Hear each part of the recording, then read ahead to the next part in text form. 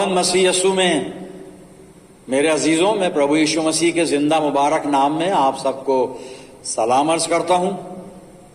आज की इस आत्मिक संगति में आपका स्वागत करता हूं। परमेश्वर का धन्यवाद करते हैं, उसने हम सबको आज तक अपने फजल में संभाल के रखा। मैं आप सबको हमेशा अपनी दुआओं में याद करता हूं, आप सबके लिए दुआ करता हूं और आपके अलावा तमाम लोगों के लिए मैं प्रार्थना करता हूं। सब लोगों के लिए, चाहे वो हमारे अपने हों या दीगर लोग हों, हम सब के लिए दुआ करते हैं। जितने लोग बीमार हैं, रंज में हैं, तकलीफ परेशानी में हैं, समस्याओं में हैं, सब के लिए हम प्रार्थना करते हैं कि खुदा बाप सब पर अपना रहम बना कर रखे।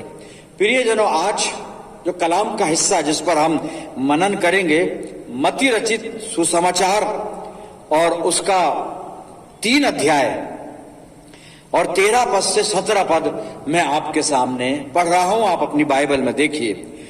उस वक्त यीशु गलील से यरदन के किनारे यूहन्ना के पास उससे बपतिस्मा लेने आया, मगर यूहन्ना ये कहकर उसे मना करने लगा कि मैं आप तुझसे बपतिस्मा लेने का मोहताज हूं और तू मेरे पास आया है। यीशु ने जवाब में उससे कहा, अब तो होने ही दे, क्योंकि हमें इसी तरह सारी रास्तबाजी पूरी करना मुनासिब है। इस पर उसने होने दिया और यीशु बपतिस्मा लेकर फिलफोर पानी के पास से ऊपर गया और देखो उसके लिए आसमान खुल गया और उसने खुदा के रूह को कबूतर की मानिंद उतरते और अपने ऊपर आते देखा। और देखो आसमान से आवाज आई कि ये मेरा प्यारा बेटा है जिससे मैं खुश हूं। खुदावन की बड़ी बरकत उसके पाक कलाम के पढ़े जाने और सुने जाने पर हो। आमीन। आइए हम अपने आप को तैयार करें, वचन को सुनने और समझने के लिए प्रार्थना करें। खुदावन मसीह यीशु में प्यारे आसमानी बाप, हम सब तेरे बच्चे तेरे पाक कदमों पर सरनिगू हैं, इस ईमान के साथ कि हमारा जिंदा सच्चा खुदा हमारे बीच में मौजूद है। बाप आसमानी, ये वक्त है तेरे जिंदा मुबारक कलाम पर मेडिटेशन करने का। दुआ करते हैं पिता परमेश्वर, हम में से हर एक को पाक रूह का मसा अता फरमा कि खुदावन हम तेरे पाक कलाम को पवित्र आत्मा की अगुवाई में होकर तेरी मर्जी के मुताबिक समझने वाले हों। और प्यारे खुदावन, जब ये कलाम का बीज हमारे दिल की जमीन पर गिरता है, हमारी जिंदगियों में जड़ पकड़े और बहुत सा फल लेकर आए। खुदावन, हम दुआ मांगते हैं कि जब तक हम तेरी संगति में हैं, तेरे हमारे बीच में कोई भी तीसरा आने ना पाए। पिता परमेश्वर, हमारे चारों तरफ अपने पाक फरिश्तों की सेना का बाड़ा बांधना कि शैतान हमें किसी भी तरह तेरी संगति से जुदा ना कर सके। और प्यारे प्रभु, जब हम तेरे चरणों से लौटकर अपने अपने घरों को जाते हैं तो तुझसे बहुत सी रूहानी बरकत लेकर जाने वाले हों। पिता परमेश्वर, अपनी जिंदगियों को हर तरह से तेरे अधिकार में देते हैं और ये प्रार्थना तेरे प्यारे और इकलौते पुत्र और अपने उद्धार करता प्रभु यीशु मसीह के जिंदा और मुबारक नाम के वसीले से मांगते हैं। सुन और कबूल कर ले। आमीन। अजीजों, एक बार फिर आज की संगति के लिए धन्यवाद करते हैं। परमेश्वर ने हमें यह मौका दिया, खुदावंद के पाक और जिंदा कलाम को पढ़ें, सुने, समझे, सीखें और अपने जिंदगियों में इसे जज्ब करें। मैंने आपके सामने मत्ती रचित सुसमाचार 3 अध्याय 13 से 17 पद पढ़े थे। मैं इसके आखिरी पद को यानी 17वें पद को, मत्ती 3:17 को रिपीट करना चाहता हूं। इसी पर हम बातचीत करेंगे। और यहाँ पे लिखा है, और देखो आसमान से आवाज आई कि ये मेरा प्यारा बेटा है जिससे मैं खुश हूं। यहां पर हिंदी वर्जन में लिखा है कि ये भविष्यवाणी हुई, या आकाशवाणी हुई। आकाशवाणी हुई, आकाशवाणी लिखा है वहां पर, ये आकाशवाणी हुई। और आकाशवाणी में 2 बातें, 2 सेंटेंस हैं यहाँ पे। पहला, ये मेरा प्यारा बेटा है या ये मेरा प्रिय पुत्र है।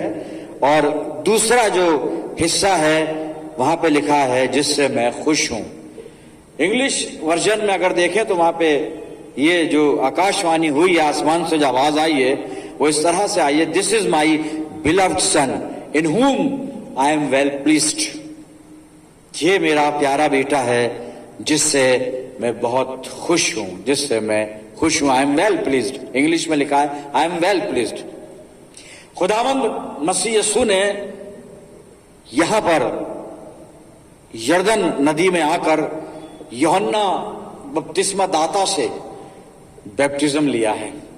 और भी बातचीत वहां पर अभी हम पढ़ रहे थे, जब खुदावंद मसीह यीशु आया है यूहन्ना के पास यरदन के किनारे, तो यूहन्ना ने उसको कहा कि तू मेरे पास बपतिस्मा लेने आया है, मैं तो खुद तुझसे बपतिस्मा लेने का मोहताज हूं। लेकिन वहां लिखा है खुदावंद मसीह यीशु ने कहा कि अब तो ऐसा ही होने दे और इसी तरह हमें रास्तबाजी को पूरा करना है। और तब यूहन्ना ने बपतिस्मा दिया है खुदावंद मसीह यीशु को।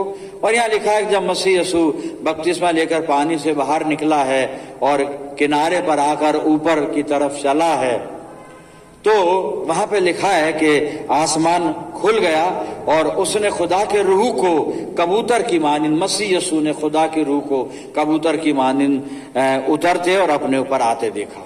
ये घटना वहां पे घटी है। लेकिन हम 17वें पद पर बातचीत करेंगे थोड़े समय के लिए। जो आकाशवाणी जो हुई है, जो आसमान से जो आवाज आई है, वो ये आवाज आई है खुदा की तरफ से मसीह यीशु के लिए। ये 2 वाक्य बोले गए हैं। पहला, he this is my beloved son, he is my beloved son. दूसरा, इन हुम आई एम वेल प्लीज्ड, ये मेरा प्रिय पुत्र है, ये मेरा प्यारा बेटा है जिससे मैं बहुत खुश हूं। खुदा बाप ने खुदावंद मसीह यीशु के साथ अपनी रिलेशनशिप को बताया है। लेकिन ये जो रिलेशनशिप है, this is no physical nature but spiritual nature. ये फिजिकल रिलेशन नहीं है जैसे हम दुनियावी लोगों का होता है कि एक बाप से उसका बेटा उस पिता की पत्नी से उत्पन्न होता है। आप समझ रहे हैं मैं क्या कहना चाह रहा हूं। लेकिन यहां पर जो है स्पिरिचुअल नेचर में यीशु मसीह खुदा का बेटा है, आत्मिक स्वभाव में, आत्मिक गुणों में परमेश्वर का पुत्र है। और परमेश्वर की सामर्थ्य से ये मरियम के द्वारा उत्पन्न हुआ है, वो हम जानते हैं। लेकिन हम इस सेंटेंस पर आज थोड़ा मेडिटेशन करेंगे जो खुदा अपने बेटे के लिए कह रहा है। सबसे पहले ये मेरा प्यारा बेटा है, और हर बाप अपने बेटे के लिए ये कहता है ये मेरा प्यारा बेटा है। फिर दूसरे हिस्से में कहा गया है जिससे मैं प्रसन्न हूं, जिससे मैं खुश हूं, और इन हुम आई एम वेल प्लीज्ड। मेरे अजीजों, हर बाप अपने बेटे से प्यार करता है और हर बाप के लिए उसका बेटा बहुत उसका अजीज होता है, प्यारा होता है। ये ह्यूमन नेचर है, ये हम जानते हैं। लेकिन यहां पर जो खुदावंद मसीह यीशु के लिए आसमानी बाप ने कहा है कि मैं इससे बहुत खुश हूं, ये मेरा प्यारा बेटा है, इससे मैं बहुत खुश हूं। खुदा अपने बेटे से बहुत खुश है। जब हम बाइबल में पढ़ते हैं, मैं पढ़ूंगा नहीं, आपको 3 जगह से बता देता हूं। यूहन्ना 1:12 जो मैंने पिछली बार कोट भी किया था, यूहन्ना की पहली पत्री 3:1 और 2 पद, दूसरा कुरिन्थियों 6:17 और 18। जब आप 3 जगह आप स्टडी करेंगे तो दूसरा कुरिन्थियों 6:17-18 में ये वहां पर पौलुस ने ओल्ड टेस्टामेंट में से एक कोटेशन रखा है कि परमेश्वर इस्राएलियों को कहता है। वहां पे बहुत कुछ लिखा है, मैं उस तरह नहीं बता के सिर्फ इतना बताना चाह रहा हूं कि खुदा ने ये भविष्यवाणी मां की कि मैं इनका पिता होऊंगा और ये मेरे पुत्र और पुत्रियां होंगे। हम भी खुदा के बेटे बेटियां हैं। यूहन्ना 1:12 में भी वही बात लिखी है जो कई बार हमने सुनी है, मैंने भी कई बार बोली है, जहां पर लिखा है कि जितनों ने मसीह यीशु को कबूल किया, वहां लिखा है कि जितनों ने उसे ग्रहण किया, यानी यीशु मसीह को, तो यीशु मसीह ने उन सबको परमेश्वर की संतान होने का अधिकार दिया। और यूहन्ना अपनी पहली पत्री के 3 अध्याय के पहले और दूसरे पद में यही कहता है कि ये कितनी अच्छी मुबारक बात है कि हम उसकी संतान हैं, हम उसकी संतान कहलाए, उसकी संतान है, और अभी हम उसकी संतान है, यानी हम उसके बेटे बेटियां हैं। मेरे अजीजों, खुदावंद मसीह यीशु एक ऐसा बेटा है कि जिसका आसमानी बाप अपने बेटे से प्यार तो करता ही है, बाप तो प्यार करेगा बेटे से, लेकिन एक चीज और वहां पे कही जा रही है कि मैं इससे बहुत खुश हूं। और अभी मैंने 3 जगह से बताया हम भी उसके बेटे बेटियां हैं। सवाल ये है, क्या आसमानी बाप हमारा हमारा भी है ना, हमसे खुश है क्या? वो हमसे खुश है क्या? हम बिल्कुल अपने आप में संतुष्ट हैं, कंफर्म है इस बात से कि हमारा आसमानी बाप हमसे बहुत खुश है? कई बार लोगों को ये कहते हुए सुना है, बड़बड़ाते हुए सुना है कि साहब खुदा हमारी दुआ नहीं सुनता, खुदा इस वक्त हमसे नाराज है, हम प्रार्थना करते हैं और प्रार्थना स्वीकार नहीं की जा रही है, पता नहीं क्यों। कई बार कहते हैं खुदा हमारी आजमाइश ले रहा है, और पाक कलाम बता रहा है खुदा कभी किसी को नहीं आजमाता। ये हम कहते हैं अपनी अकल का सहारा लेके, लेकिन खुदा कभी किसी की आजमाइश नहीं करता, नहीं आजमाता किसी को। फिर ये जानो, ये सवाल हम सामने रखें कि हमारा आसमानी बाप क्या हमसे खुश है क्या? हम भी तो उसके बेटे हैं, हम भी तो बेटियां हैं, लेकिन एक बेटा यीशु मसीह, उसके लिए कहा जा रहा है यहां पर, बाप कह रहा है मैं इससे खुश हूं। क्यों खुश है बाप? मसीह यीशु से क्यों खुश है? अगर हमसे खुश है तो हम बहुत मुबारक हैं, और अगर नहीं है खुश तो क्यों नहीं है? और मसीह यीशु से क्यों खुश है? मेरे अजीजों, दो हवाले मैं आपके सामने पढ़ूंगा प्रभु यीशु मसीह के बारे में, दो खूबियां जो खुदावंद मसीह यीशु के अंदर हैं। इस कारण से पिता परमेश्वर अपने इस बेटे प्रभु यीशु मसीह से प्रसन्न है, खुश है। और वो दो बातें क्या है, आइए देख लेते हैं। सबसे पहली चीज, हवाला जो है यूहन्ना 5 और उसकी 30 आयत में आपके सामने पढ़ रहा हूं, सुनिएगा। यूहन्ना 5:30 पद। दो वजह बता रहा हूं, दो कारण जो बाप यीशु मसीह से खुश है, पिता परमेश्वर खुदावंद मसीह यीशु से खुश है। पहली वजह, भाई बेटा है वो, खुदा का बेटा है, बाप की मर्जी पूरी करने के लिए आया है, नजात हमारे लिए लेकर आया है, पूरी योजना साल्वेशन की, उद्धार की पूरी करेगा, मुक्ति लेकर आया, वो सब चीज है। खुदा सिर्फ इसी लिए खुश नहीं है, और भी कुछ है वहां पे, और वही चीजें हमें अपनी जिंदगी में लानी पड़ेंगी ताकि हमारा आसमानी बाप हमसे भी हमेशा खुश रहे। तो पहली चीज प्रभु यीशु मसीह के बारे में बता रहा हूं, मैं पढ़ रहा हूं यूहन्ना 5:30 पद। मैं अपने आप से कुछ नहीं कर सकता, जैसा सुनता हूं वैसा न्याय करता हूं, और मेरा न्याय सच्चा है, क्योंकि मैं अपनी इच्छा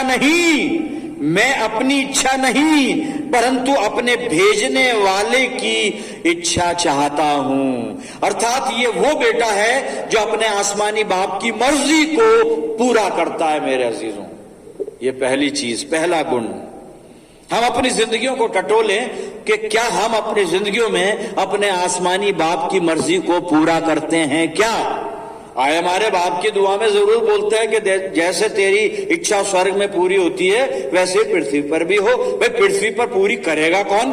हम करेंगे, मैं करूंगा, आप करेंगे, लेकिन हम क्या करते हैं? क्या आसमानी बाप की मर्जी को पूरा करते हैं क्या? हम दुआ कर लेते हैं, इबादत कर लेते हैं, बाइबल पढ़ लेते हैं, प्रचार सुन लेते हैं, प्रचार सुना देते हैं, प्रचार कर देते हैं। बात आ रही है उसकी मर्जी पर चलना, उसकी इच्छा को पूरा करना। जो वो कहता है कलाम में से होकर हमसे, हम उसको फॉलो करें, अमल करें।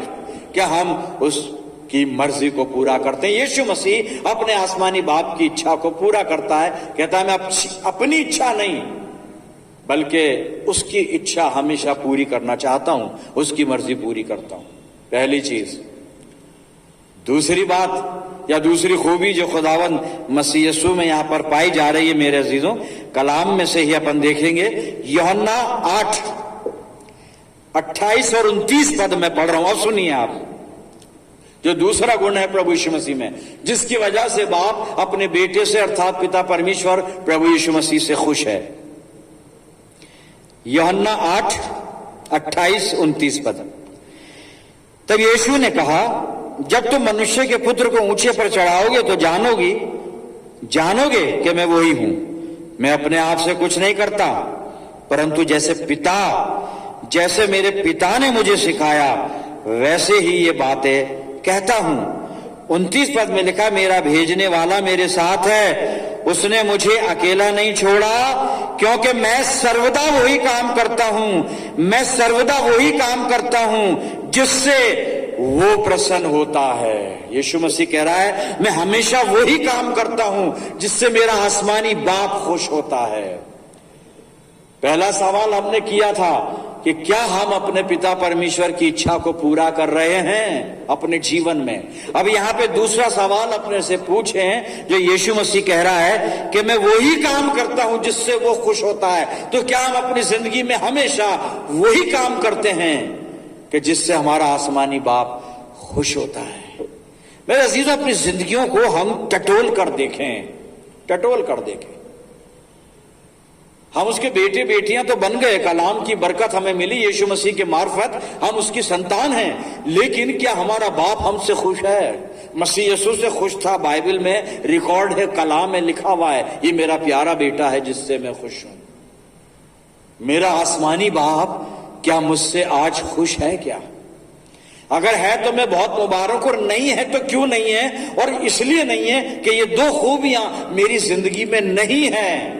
मैं अपने बाप की इच्छा पूरी नहीं करता और मैं वो काम कभी नहीं करता जिससे मेरा बाप है ना आसमानी बाप खुश हो। तो मुझे ये दो चीजें अपनी जिंदगी में पैदा करनी पड़ेंगी, क्योंकि अपने बाप को खुश करना है। क्यों खुश करना है? उसने हमें चुना है, उसने हमें बुलाया है, और अपने बुलाने वाले को खुश करना हर एक उसके लिए जरूरी होता है जिसको बुलाया गया है। आइए कलाम में से देखते हैं, पौलुस ने तीमुथियुस को खिदमत करने की टिप्स दी हैं कि तू मिनिस्ट्री कर और कैसे मिनिस्ट्री करनी है।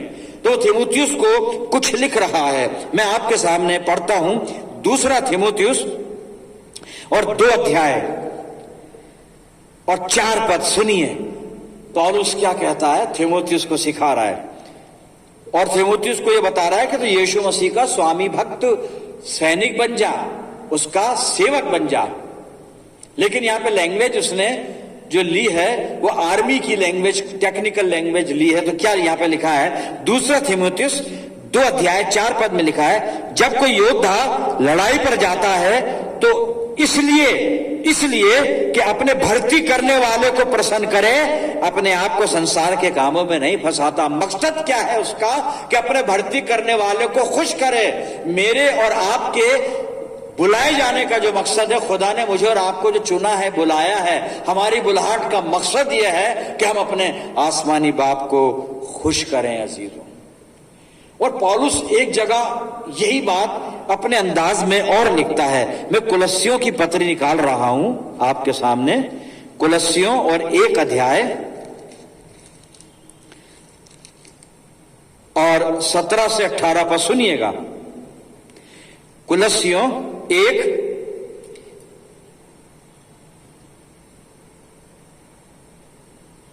17 से 18 पर सुनिए।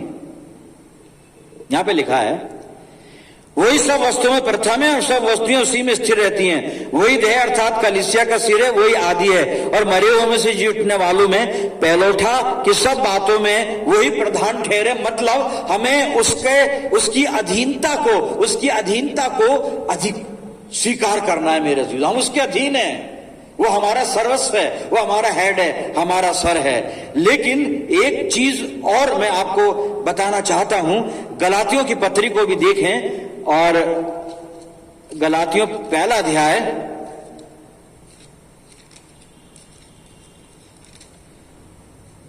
और इसका 10 पद सुनिएगा। पौलुस क्या लिख रहा है यहां पे? गलातियों की पत्री 1 अध्याय और 10 पद सुनिए। अब मैं क्या मनुष्यों को मनाता हूं या परमेश्वर को?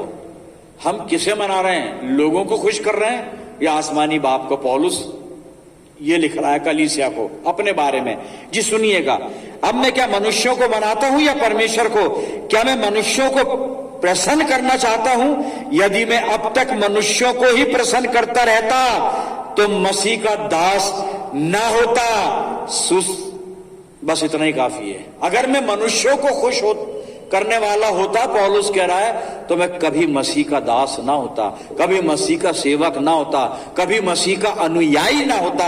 We are follower of Jesus Christ. हम किसको खुश कर रहे हैं? हमें तो अपने बुलाने वाले को खुश करना है मेरे अजीजों।